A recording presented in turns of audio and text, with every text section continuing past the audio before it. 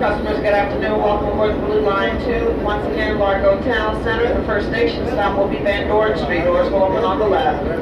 Hello friends, Mark Holmes here, and as always, thank you guys for watching, commenting, and subscribing to the Joe Sports World. Without you guys, man, this literally does not work. You know, guys, I always say that I will do a video just about anywhere whenever there's news on the Dallas Cowboys, and there's always news on the Dallas Cowboys.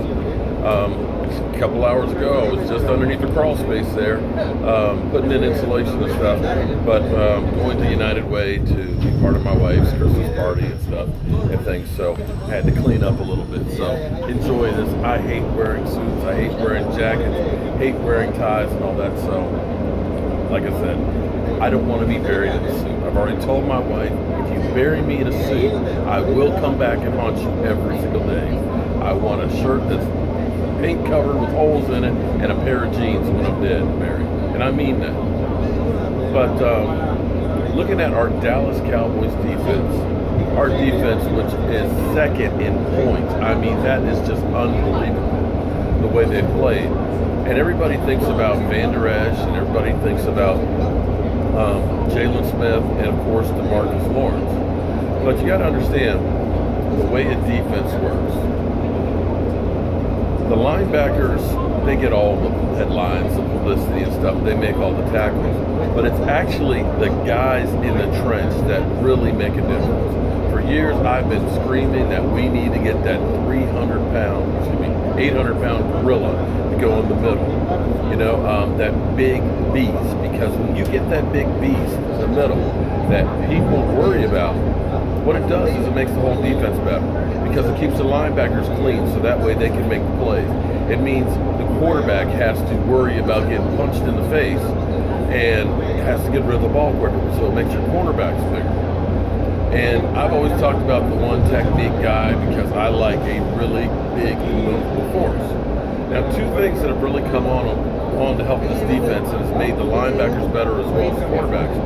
One is, in the absence of David Irving, is Malik Collins. Malik Collins, it's not showing up in the sacks, but he's, I believe, third behind Tyrone Crawford in quarterback hits and pressures. And by getting that push up the middle, it's making that quarterback kind of getting antsy. And then you've got the outside rusher, Randy Gregory, DeMarcus Lawrence, and that's why you're seeing that pressure. The other development is, quietly, without a lot of fanfare, Tyrone Crawford, a guy who's got a lot of grief because he signed that big contract, this year has 5.5 sacks. A half sack already better than any season he has. He's got 30 tackles. With those 30 tackles, if he gets 5 more, then he breaks his best season ever. And when you think about the rotation where he's not there every single play, that's amazing. And that is one of the reasons why this defense works really well.